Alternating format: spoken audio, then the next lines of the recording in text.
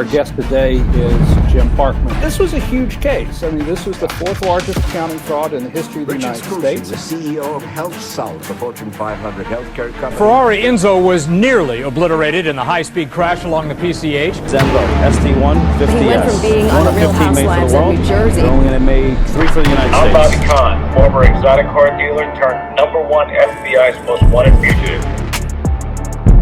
Generally, when you look at the law, 90% of the time it's against you.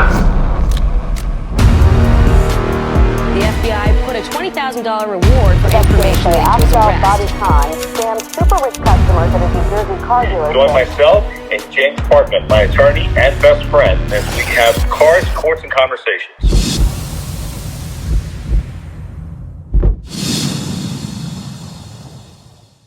Hey, welcome back to another episode of Parkman Khan Unleashed. That's Jim Parkman, and I'm Bobby Khan. And today, we want to talk about something else that's happening in the news. The mayor of New York City, the first sitting mayor of New York City, has been indicted by the feds. Yes. Jimmy, you read over it?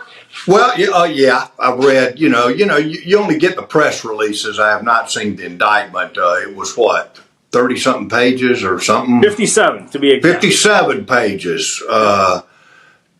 Trying to cram, 10 pounds of crap into a 5-pound bucket. But, quite a bit. It was interesting, only in the sense that,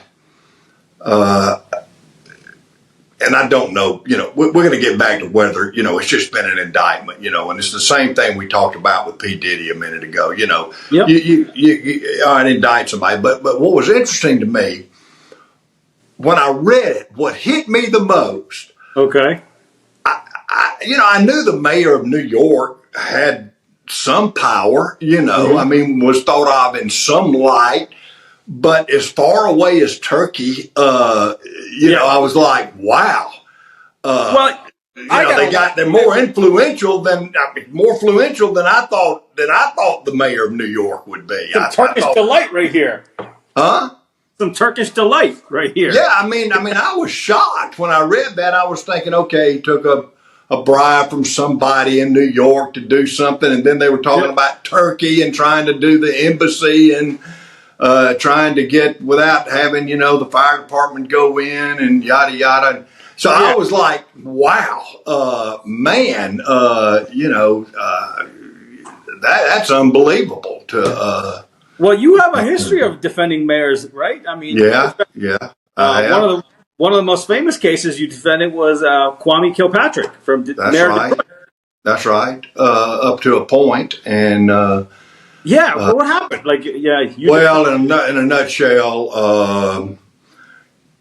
In a nutshell, he talked to some other people, and they wanted him to plead guilty, and I didn't want him to do that at the time, and so.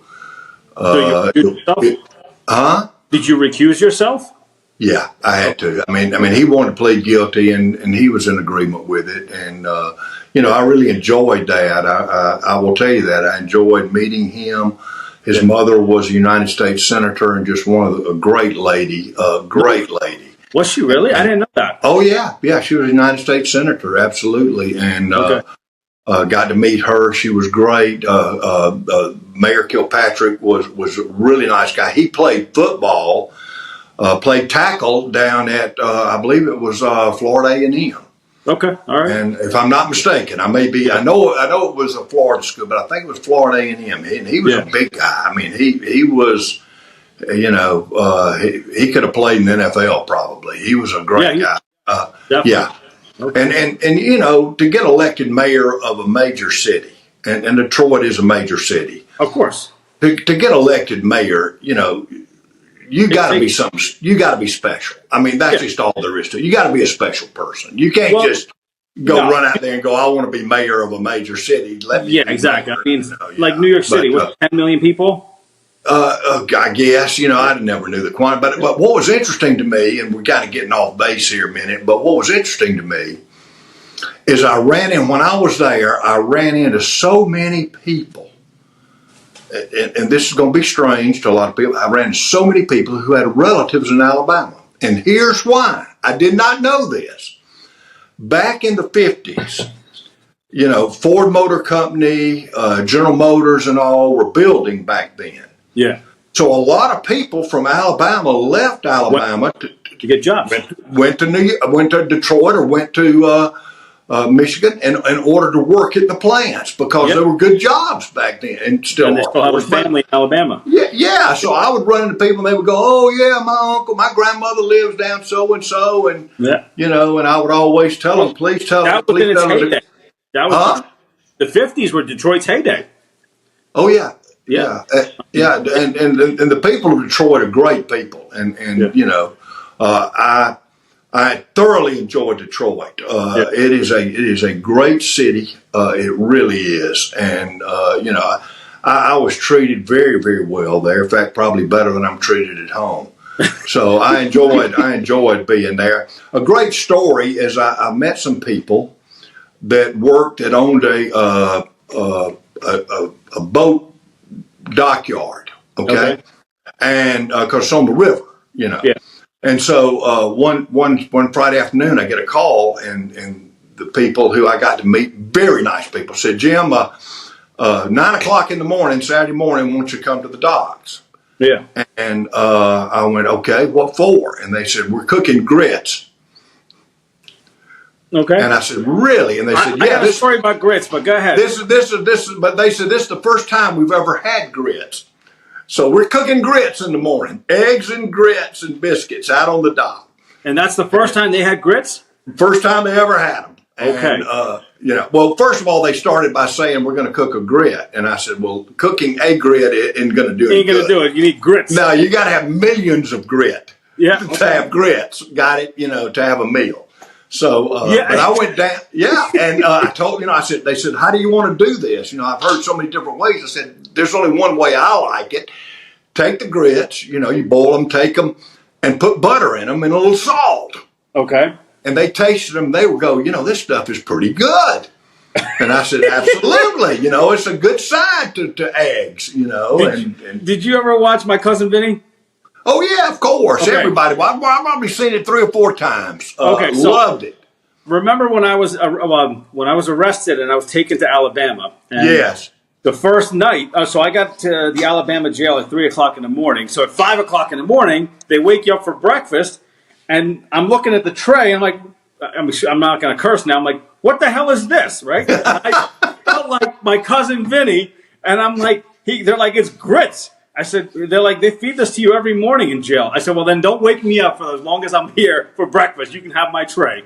But if you have them, they're great. I didn't even try them. I just left them. See, that's your fault. Okay, all right. But I'm telling you, they are great along with, they're not a meal in and of themselves. Yeah, they're just a side. We serve them down here with eggs and, as a side item kind of. But they're fantastic. You put butter, look, you can put butter on anything and it tastes good if you put it on listen, butter. So yeah. I can tell you. No, I love Cousin Vinny. I love it. Everybody loves Cousin Vinny. People don't really realize there was a lot of things about the movie that are really good. You remember the thing about the red clay when it gets wet? Yeah, exactly. Okay. See, a lot of people don't realize that is the truth. That is the truth. That is the truth. You can the first time I went to Alabama, I told you I was driving a Rolls Royce, and everywhere we look, JR and I are like, there's red clay everywhere. Yeah. And if it gets wet, you can step. It's like stepping out. It's like up north stepping out on ice. Yeah, that's it. If you're not ready to stabilize yourself, you are gonna gone. It's as slippery as ice. It's funny, but so a lot of things were good about that movie that had, and I love the scene where he goes in, he goes, what do we have to eat? And they look at it, there it is, and it's breakfast, lunch, and supper. So anyway, back to the mayor of New York City. Yeah. So I went through this indictment, okay? Yeah. So obviously, an indictment is a one-sided story. That's what it is, okay? It's the feds telling their piece, and it always looks worse than it actually is. Now, I'm reading this, okay? So here's my thought. First off, people that don't know about Mayor Adams. Mayor Adams is a Democrat, and he supported Biden. But then about 18 months ago, he decided he took a step back from the Biden administration. He said, I don't support you guys sending all these migrants to my country. Immigration. That became a problem. him and the White House started butting heads. Him and the Democrats started butting heads. And all of a sudden, now he's now on their radar. Okay? Like all kinds of things. So right now, I'm looking at his indictment. So let's just say there's a couple issues that they said. They said that he was groomed by the Turkish government because they realized he's a rising star and that one day he could become mayor, so that they started, donating money to him and being nice to him and doing favors. And they said during his campaign, they used a bunch of straw people to donate money. Now, that's going to get real tough. So if, like, say, 100,000 people donated $10 to his campaign, are you going to bring 100,000 people in there and say, were you paid by the Turkish government to donate money to him, right? Well, the next problem is did he know that the 100,000? Exactly. Did they know that that money was not coming from the individual? Because the only favor that I don't know that, but I'm just saying, under your theory, there are two sides to that. There's also the side of knowledge as well as bringing all those people. But I doubt they have 100,000 people. Exactly, right? Because they said it was a lot of small donations. Then the other thing is, and I'm going to they said that he got to fly on Turkish Airlines, but they upgraded him to first class, and the first class was worth X amount, but he only paid, X amount of dollars, right? So I'm going to say two things. And then the same thing with his hotel. When he went to Istanbul, they upgraded him from his normal room to a suite, and his bill should have been $7,000, but he paid $600. I'm going to tell you a personal story. About a month ago, we had an event, and we decided, it's at the Strip. It's on the Vegas Strip. We didn't want to drive home that night. So we're like, let's book a hotel room. It was at the Sahara. So we booked a room at the Sahara. The standard room, we get there, and check-in's got a huge line because they don't do online check-in. By the time we got to the counter, they said they're giving us a suite because they were upset because, what happened is our room wasn't ready. And also, we were obviously sitting in the line forever. So they gave us a suite. They didn't charge us more money. There's been times when I went to the airline and I had a standard ticket. And I've been and they bump you up to first because you're talking to the pilot outside. He's getting on. You're talking to him. You become friends, and he goes, "Hey." Do you ever sit there and say, "Hey, let me pay for the upgrade"? No, they said we're doing it as a courtesy. Nobody actually says, "Hey, hold on, let me give you some more money." No, they didn't ask for money. We didn't hand you the money. It's customary. So if it happened to him, it could happen to you. Well, how's that a crime? Like it should be. I mean, I think the Supreme Court recently just did a ruling on something on another case. I think it was a state senator in New York. He's dead now. So basically, when they upgraded him for a room, did they say, we're going to upgrade you for a room, in exchange, you're going to go do this in New York City for us? That, I can say, is a bribe, correct? Or if you say, you don't have to pay for any of this. Exactly, but he still paid. This is on the house. This is on the house. Yep, but he paid. He still paid, okay? Okay, okay. Now, if we want to compare apples to apples and apples to oranges, let's look at this. AOC, Alexandria Ocasio-Cortez, shows up to the Met Gala. A ticket for the Met Gala is $35,000. Yeah. She didn't pay it. They comped her the ticket, okay? Her dress was like something like $30,000, $40,000. So she had like a $70,000 night. She didn't pay for any of it. Isn't that considered some kind of an exchange? How come she's not being charged for taking something?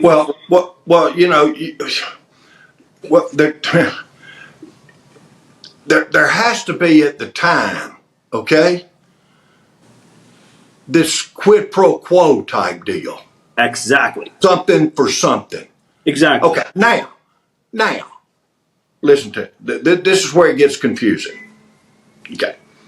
So, first of all, I don't know this, but let's make up something, okay? Why is he going to Turkey? Yep. Okay, that's the first thing. Now, wait, that's the first thing.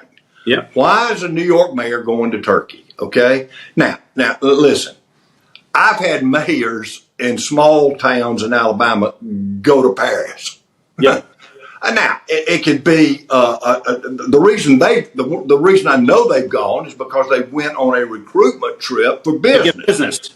To try to get business to come to Alabama, and by the way, they have. So, I mean, it's not like, okay, now, Now, so why did he go to Turkey? It could be a numerous thing. A million things. You're New York And City. it's all legitimate, all straight up. Okay. Now, when he gets there and they go, okay, for whatever reason, look, we've got first class open, sir. Come on up, have a seat. Exactly.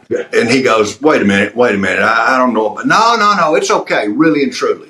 And he takes it exactly. And there's no, you do this for us, we do that for you. Yeah, I mean, exactly. They'd have you have to. And then he gets over there. They give him a room. Now, what's interesting to me, okay, and if it were me, and I'm the New York mayor, okay, and I'm going over there to get some kind of remuneration for doing something for them. I'm just not going to get bumped up to first class and get a better room. I want to bring home something, okay? I want to bring home that gold-looking stuff, okay? Them coins, yeah. If I'm going over there for something, I'm not going over there for a room and a ride. I want something, okay? Yeah. The ladies the wife's got to have the mink coat. I mean, come on. Yeah, exactly. That's different, okay? Yeah, when is my Lamborghini going to be delivered to the mansion? That's what I want to know. Yeah, exactly. Now, I mean, an upgrade to a room, an upgrade to a flight, one thing, okay? So then they're saying that because the Turkish government was actually opening up a building, and it was supposed to become their consulate, and their grand opening was going to happen because the prime minister or president was going to come to New York City, and they wanted the building up and running by the time the president happened to have his visit. Show that, And the fire department goes in there and says, there's all these building violations. You got to fix these before we can open it. Well, the mayor contacted the fire department and said, hey, you got to let this go through. So, yes, I could sit there and say, okay, well, did they give them an upgraded flight because they wanted this done quickly? Or was it, hey, you know what? This is New York City. This is a home of the United Nations. You don't want an international incident because it was going to be a diplomatic facility. At the end of the day, that's their own sovereignty. Once that's up and running. So his defense also could be, look, I didn't want an international incident on my watch. I was trying to expedite it and get it done. It could be. Yeah. I mean, there are a lot of things. I mean, and, I think he has a good chance at a good defense here. Oh, yeah. I mean, there may be, and even his lawyers, I read that, and I'm glad they said something like this. They said, hey, wait a minute. Hold on. I like this. Hold on. Just wait till we give the other side. Yeah, exactly. And in my life, it's the other side of the pancake. Wait till we see the other side of the pancake. Yep. And with that, so that again is that same thing we talked about with the P. Diddy situation. Let's don't jump to conclusions just innocent until proven guilty. Yeah. Yep. Yeah. And I don't think he should step down. I think he should fight it from his office. Oh, no. I would never recommend him stepping down. No. Nope. Absolutely not. That is an indication of guilt. Yeah. Don't step down. No. Keep running business as normal. Run business, go to your things as normal, hold your head up. I always tell people, you hold your head up. You can't sit there and bow down and think that you Nope. Fight till the very end. You keep going. You keep marching on, okay? In my opinion, I think the guy needs to fight, and I also think that he has a really good defense. And the case, from what I've read in the 57 pages, because it was on script, and I'm reading it's just a bunch of mumbo-jumbo. It makes for great headlines, but headlines are not the law of the land. And I'm not an attorney. You're the attorney. But I'm looking at laws, okay? I'm like, okay, if this is what the claim is, where is the law that was broken? That's what I'm saying. Well, that's going to be left to the evidence. Of course, exactly. Now, let me tell you something. Let's hold on a minute now, okay? Because we've said a lot of ifs. Yep. But going back, the government has more information than me and you have. Obviously, yep. Now, they went in and they obtained search warrants for phones even as early as a year ago. Yeah. So they have been looking at this for quite some time. So, what they have, they're not going to lay all their cards on the table and publicly. But there's a lot of insinuations too. Like, for example, one of the things that the press said that he was playing games with the feds because when they came and they seized his phone, he wouldn't give them the passcode. Well, Nobody has to give you a passcode. You want my phone to figure it out. No. I'm not going to volunteer anything. If you'd have called me and just said, could you meet me, could I come by the mayor's office, you give me your phone. Yeah. But if you're going to raid my office. You raid my office at 5 o'clock in the morning. I'm pissed. I'm not real happy at this moment, Nope, exactly. Why should I help you? But him not handing you anything is not a crime. No. You seized it, you figure it out. Yeah, I mean, all you do is call me. I'll be glad to show it to you. But the people at home reading this stuff are like, well, if he had nothing to hide, you should have given him the password. You don't know this until you're in that situation. First of all, wait a minute. Hold it just a minute. There's something else that goes with this. Okay? You've got to understand that on his phone may be confidential stuff. Confidential information, not dealing with any crime or anything, but dealing with the city or dealing with unions or dealing with work or dealing with budgets. Whatever. Yeah. You just can't turn this over. Nope. And just say, okay, government. Okay, government, just go through everything and see what's going on here, and then and don't tell me it doesn't get out. It gets leaked. Everything gets leaked. Whoa, we got Supreme Court decisions that come out.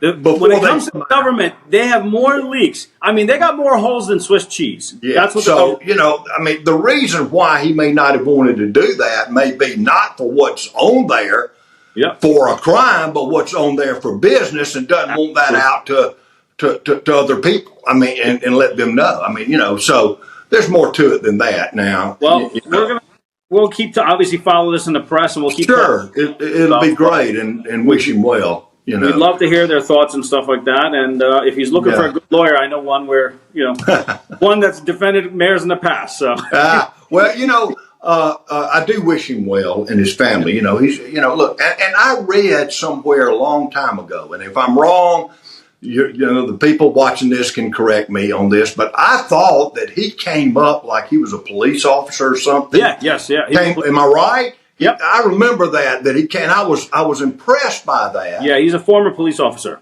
Yeah, that he came up through. So he worked his way up. Yeah, he worked his way up. I mean, he was there. He was there with the people. He knew what's going on. Yeah, he's not a multimillionaire that just decided. Or some politician that's been a politician all of his life and got to be lieutenant governor, now governor, and yeah.